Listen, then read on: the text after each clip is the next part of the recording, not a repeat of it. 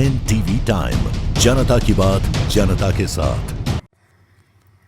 कुलगाम के सेब उत्पादकों ने राजमार्ग की समस्याओं के लिए तत्काल राहत और दीर्घकालिक समाधान की अपील की। नमस्कार, एनटीवी टाइम में आपका स्वागत है।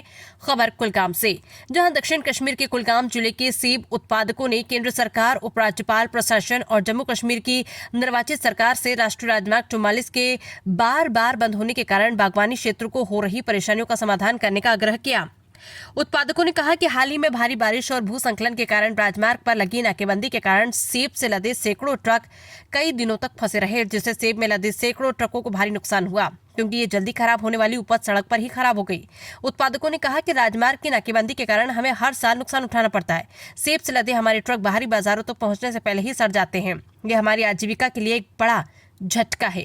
उन्होंने सभी सरकारों से राजमार्ग को सुचारू यातायात सुनिश्चित करने के लिए एक स्थायी समाधान निकालने की अपील की, ताकि फल उत्पादकों को फिर से ऐसी स्थिति का सामना न करना पड़े।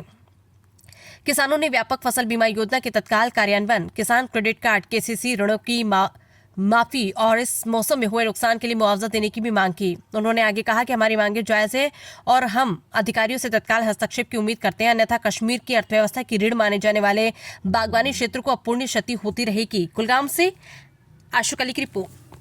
देखिए, पहले आपका बहुत बहुत शुक्रिया है कि आप इन चीज़ों को उजागर करते हो आम किसान के लिए, आम जनता के लिए। इस चीज़ का हम आपको दिल से शुक्रिया अदा करते हैं।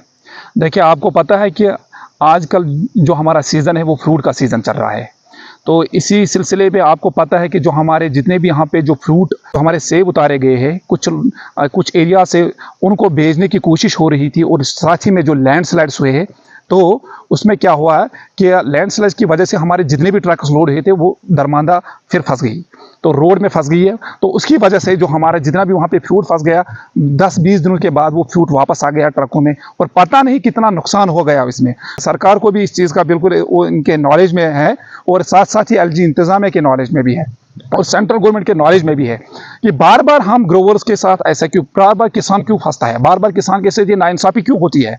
और हम चाहते हैं सरकार, आपको पता होगा इस चीज़ के लिए कि अब न जाने कितने लाखों के घरों के चूल्हे बुझ गए हैं।